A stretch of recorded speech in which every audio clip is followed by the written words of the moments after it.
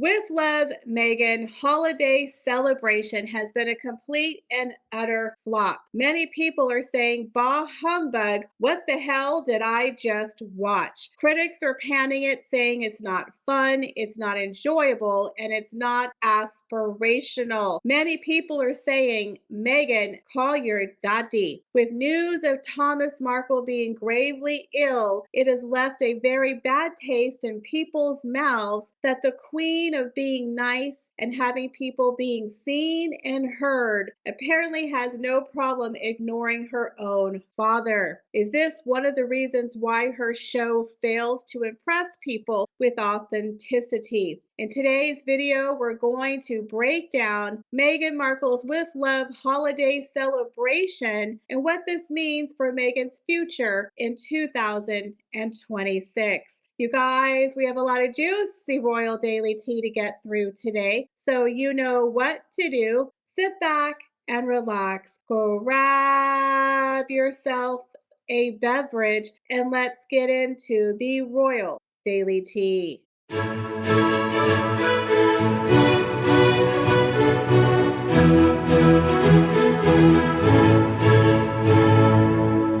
So I'm going to break down the main points, the highlights, the biggest takeaways, which there's not much, from Meghan's With Love holiday celebration, so you don't have to watch it. And I'm just going to tell you now, we're going to have a drinking game where every time I talk about useless content, take a drink.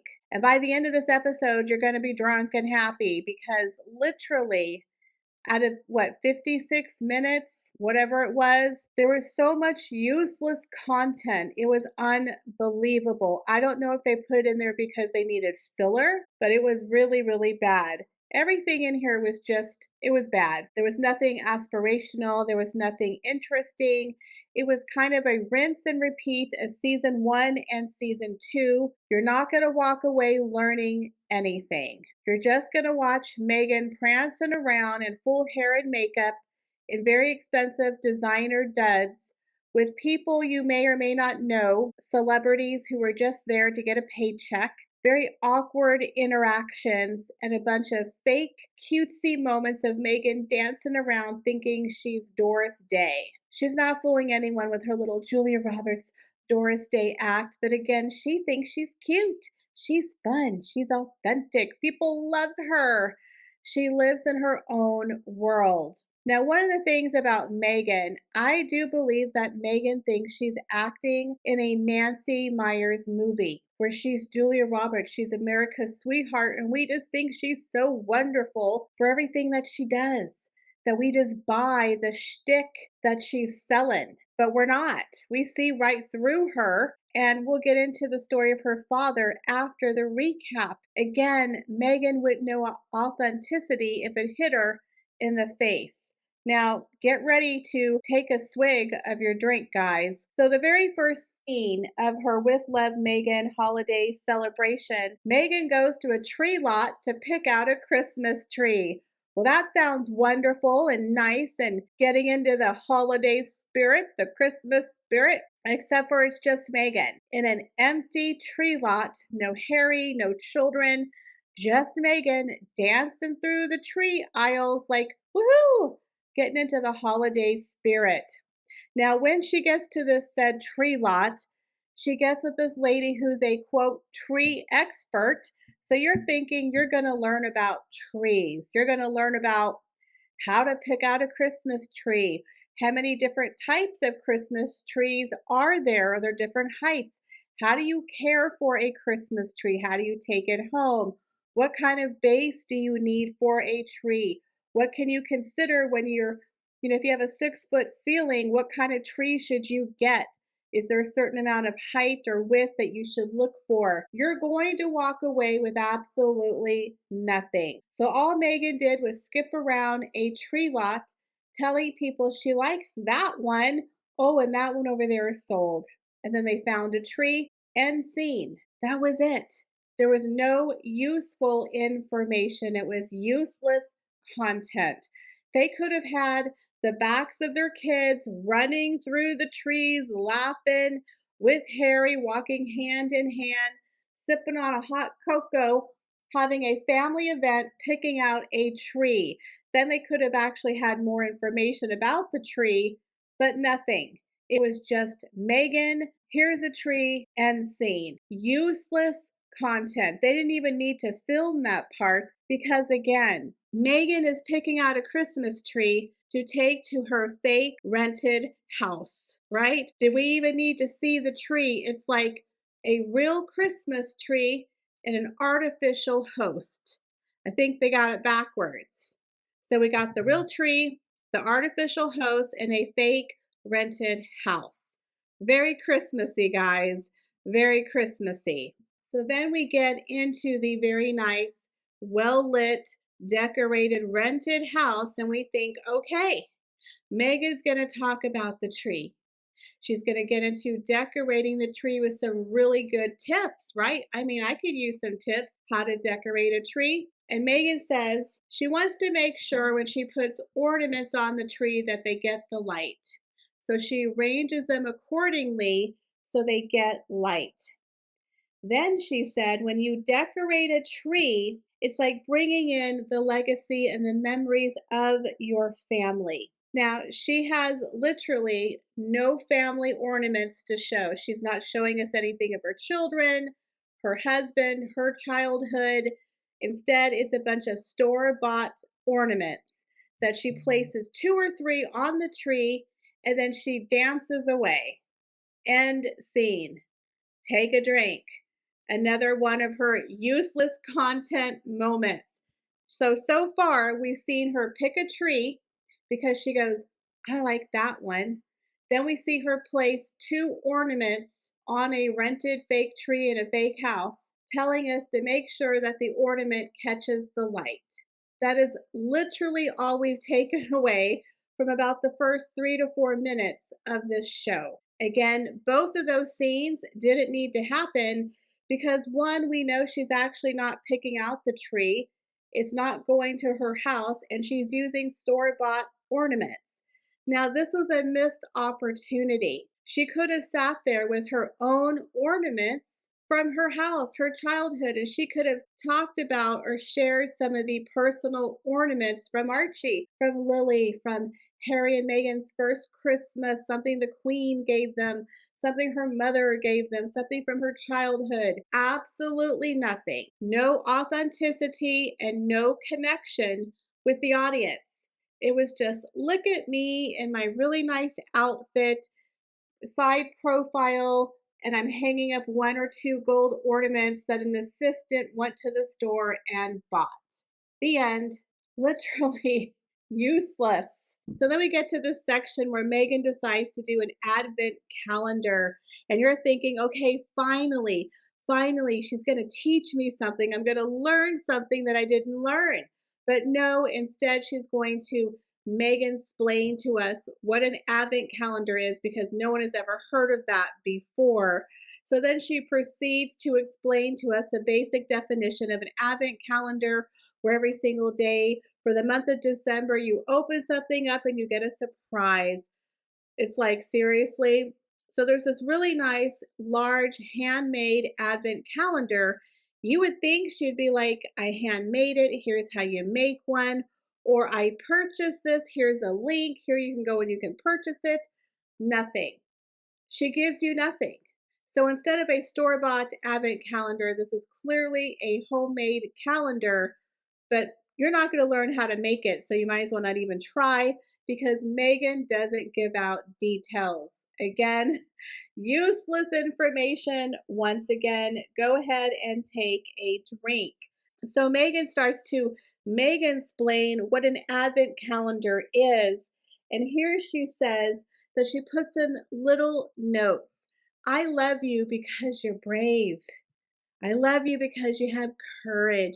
And then she puts these little notes and she wraps them up with a little gift. Doesn't bother to tell you what the gifts are, like telling people, hey, you could put a little car in here or a little toy or a piece of chocolate. Nothing. She literally tells you the notes and then she wraps it up, puts it in the pocket and goes, looks at the camera, end scene. Again, nothing. She just, Meghan explains an advent calendar, shows us a tree, and hangs up 3 ornaments. We're already like 10 minutes in and we've learned absolutely nothing. Again, so far, this show is a complete nothing burger. So then Megan has a gentleman, I believe his name is Will, and they decide they're going to make the British, those little crackers, the crackers that people do like at New Year's and at Christmas time, because Megan has just spent so much time in the UK. She's British and she decides to make a cracker. Again, no real information as to why Megan decided to add in a British tradition in an American holiday show, but I digress. So they're sitting there and she tells people to put candy or to put glitter or confetti, and everyone from the UK is, you don't want that in the cracker because when you pull it, it's literally going to fly everywhere and get in your food. Most people say they put paper crowns inside of it, and people like to wear the paper crowns, or perhaps a toy, kind of like a Happy Meal inside of those little crackers. So, her and this gentleman are making these British crackers, and again, she doesn't tell you how to do it. You're just watching her talk to this gentleman because, it's Megan, that's your gift, and no explanation, no instructions on materials, how to make them. We just watch her make these random crackers.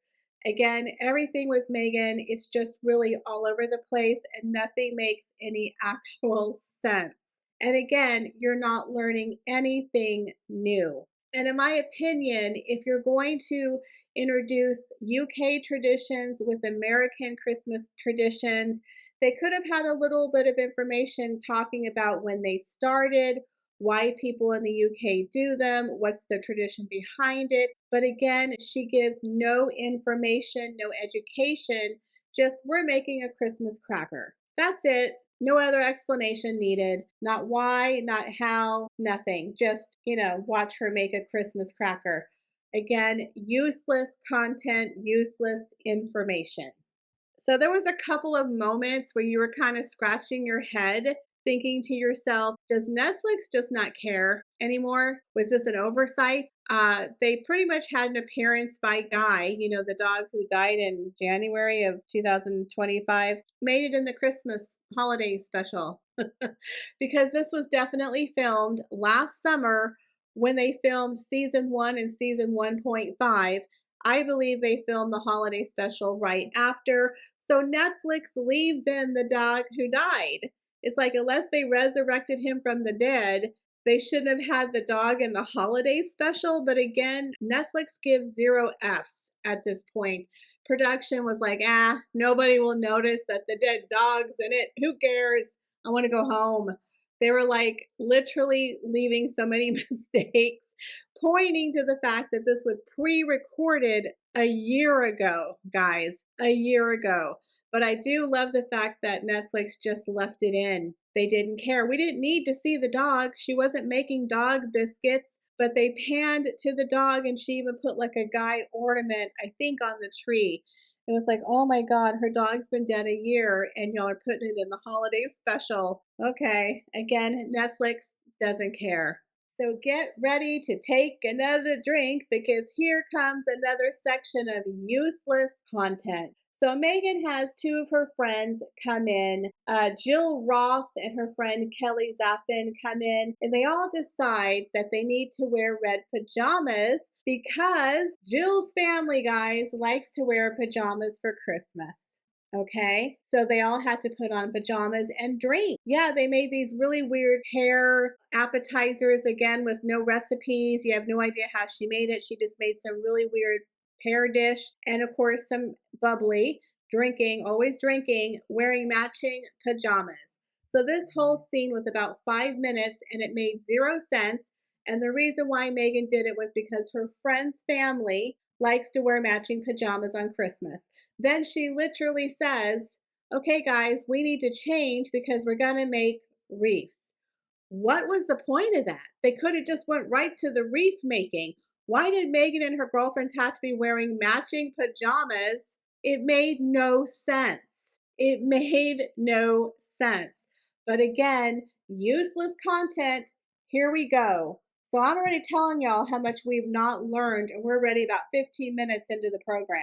Again, it's a complete nothing burger. So then they go to this very, very extensive place on the property that rented McMansion that had a huge store in the back of the house where they had tons and tons of options to make these reefs. And of course, no one can identify with that. Most of us are at the dollar store or Target. But again, it was kind of a weird project that these ladies did where they all just sat around and decorated reefs. Again, nothing exciting, nothing new. She didn't really teach us anything. We just got to watch her and her rich friends in a rich rented house make holiday wreaths. Now, there is a lady who does it called Do It on a Dime. She does really great DIYs from the dollar store where she does the whole Ralph Lauren Christmas. She teaches you how to make wreaths. She teaches you how to do things that are very affordable. Instead of having this bougie house with bougie accessories and all the trimmings that most people cannot afford for arts and crafts, again, that's kind of a luxury for most people. Meghan should have said, hey guys, let's make a Christmas wreath on a budget. And here's what you can do. We could go to Target, Hobby Lobby, Michael's, even the Dollar Tree. And we can all put together some items that are very affordable. Let's make a $10 Christmas wreath.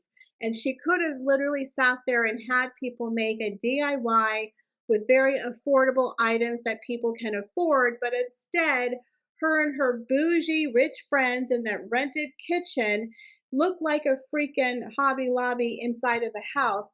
They had so many things to choose for their Christmas wreaths that most people just can't relate. So, again, it was kind of a missed opportunity to have some connection to the audience to actually show them something, to teach them something. But again, there are so many wonderful YouTubers who go out there and teach you how to do it on a dime, DIY, walk you through the process, show you exactly where and what they purchased and how to do it on a budget. Those are way more informative than watching Meghan and her two lackeys pretend to like each other standing around a kitchen making subpar wreaths. Again, it was kind of bizarre. You're not going to learn anything, and it wasn't really fun and enjoyable to watch. Now, there was a moment where the cameraman was kind of giving Kelly, some attention over her Christmas wreath, and Meghan was not happy. Meghan had a sourpuss look on her face because the attention was not on Meghan. And we all know you don't put Meghan in a corner. Meghan likes to be the belle of the ball, and she certainly did not like her friend taking her thunder. So Meghan is a very poor sport, and she certainly didn't want to share the spotlight. Now, there was a section, again, useless content, take a drink, where Meghan is sitting down decorating sugar cookies. Now, she doesn't give any specifics on what she's decorating, what she's using, how to decorate. Here is a certain dye, a certain little blemish to put on there. Nothing. She gives nothing. She literally says, sometimes you need to sit down and take a break and meditate. And whatever that looks like for you, for me, it's decorating sugar cookies. It's like, okay, Meghan's, marvelous advice here to sit down and decorate sugar cookies when you're having a bad day. The end. That was the whole point of that section, was talking about meditating and decorating cookies because, a host can't be stressed out. If you're having a bad day, just decorate some cookies. Again, there was no point to that little section of Meghan decorating. She doesn't show you how to decorate. She doesn't show you what icing, the recipe for the cookies.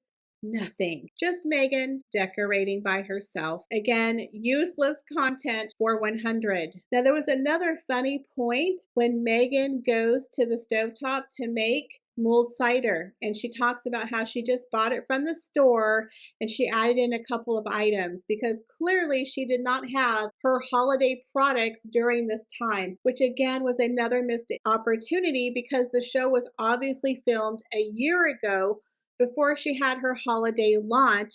So she's literally using store-bought items. I thought maybe they could have spliced in some new content there and they could have put in her holiday products, maybe do some product placement, any kind of advertising. Again, Netflix is supposed to be a partner with Meghan Markle. They're invested money into as ever, but you would think they don't care. They literally do not care.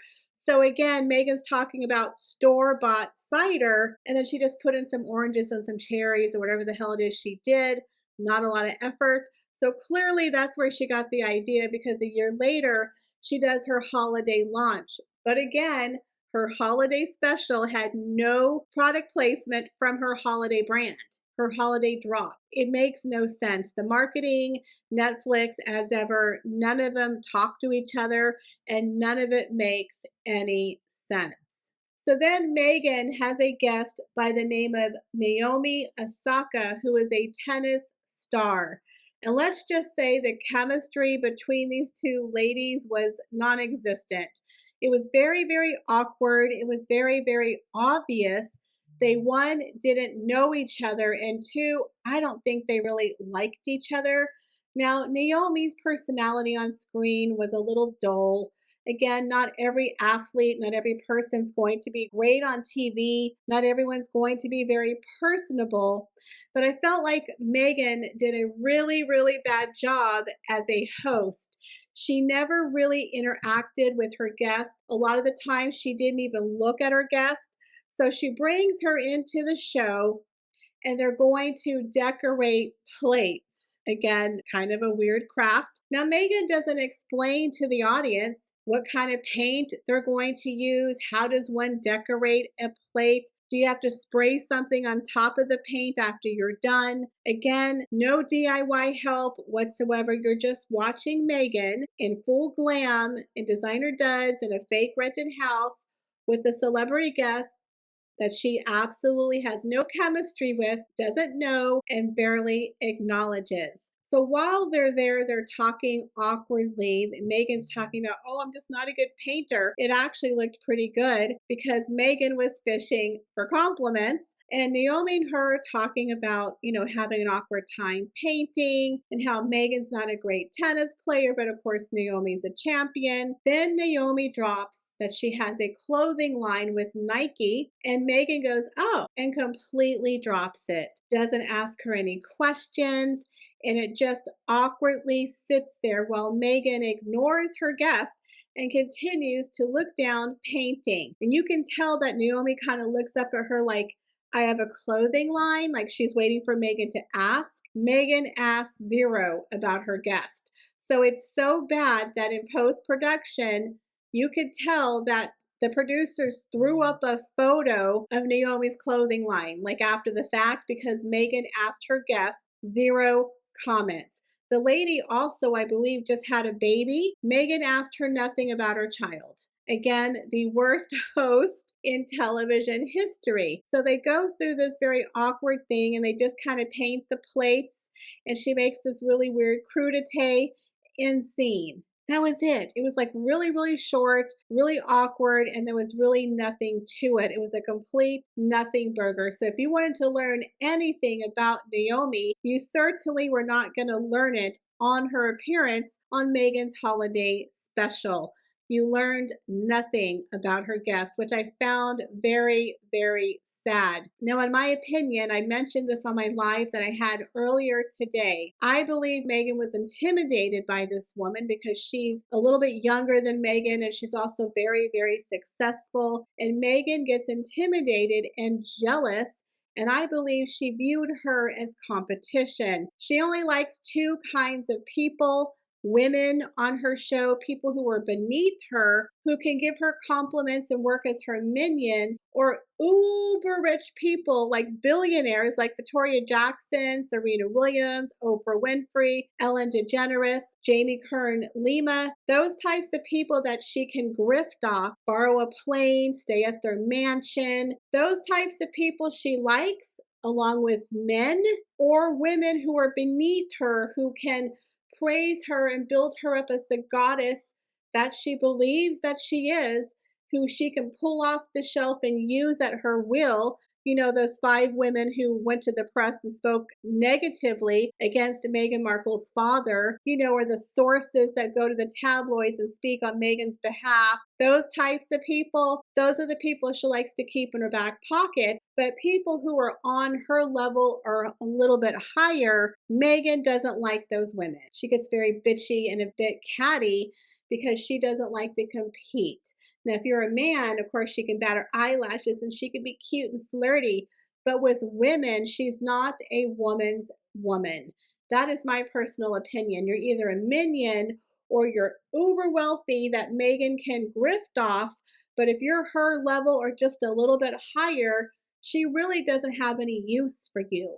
Now, her other guest that she had is a gentleman by the name of Tom, who is famous from Top Chef. And he went in there and talked about his Italian heritage and how they do like the 7 fishes. I guess it's a very Christmas time meal for Italians. So he was in there cooking a very interesting dish. And one of the dishes was a beet salad, which had like olives and anchovies and beets and fennel, a very Italian style dish. And according to Meghan, that was everything that Harry hated to eat. So of course, when Harry goes and makes his obligatory appearance on the Netflix special, she makes sure that he eats that beet salad.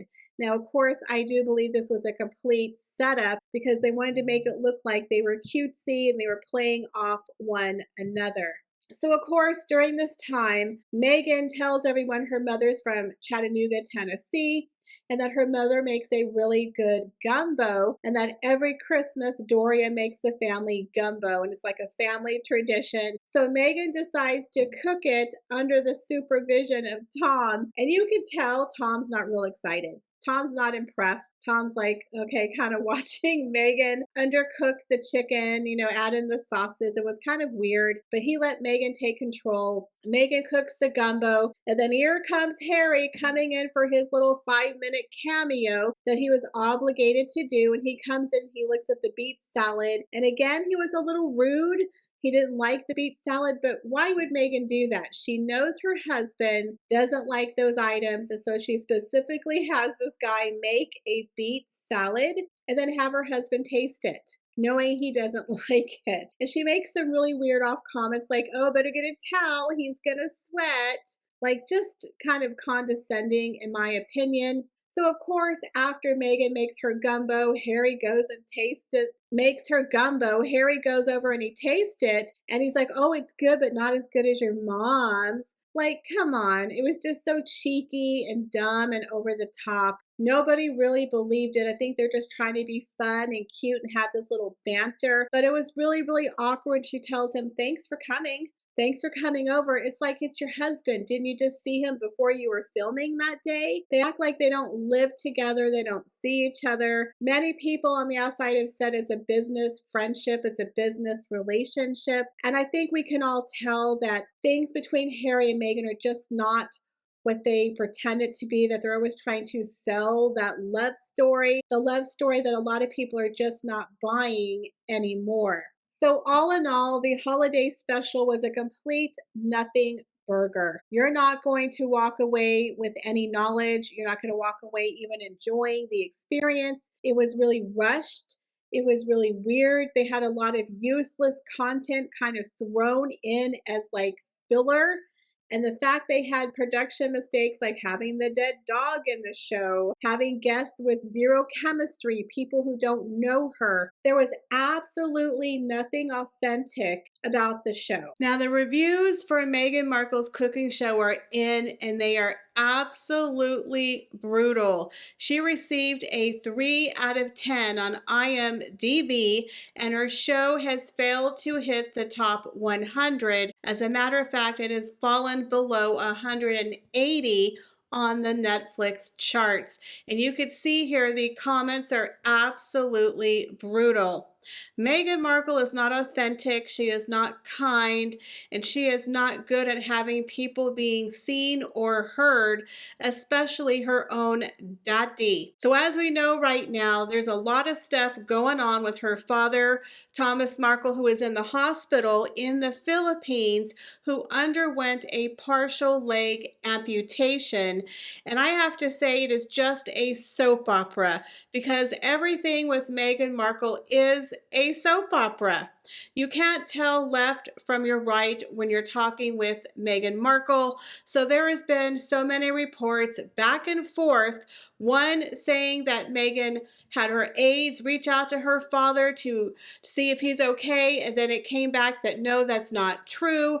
Then Meghan personally contacted her father, then that wasn't true. Then she came back and said we sent an email, and it turns out it was an old email that's no longer in use. Then Thomas Markle Jr. and Samantha Markle have both come out and stated she has not contacted her father, who has had the same phone number for 15 years. Now we know that Thomas Markle Jr., Samantha Markle, and Meghan Markle, they don't exactly get along. So there's a lot of drama with the siblings, and the rumor is Tom Jr. has his father's phone. His father is 81. He's in the hospital. He's not going to have a cell phone. He's not going to check his email. So the fact that Meghan would send an email is kind of weird. So in my personal opinion, I don't believe they sent the email, or they did it on purpose to an account he clearly had no access to. So they can say, well, we sent the email, so we did our part. So Meghan, the queen of authenticity, again, she's not doing herself any favors.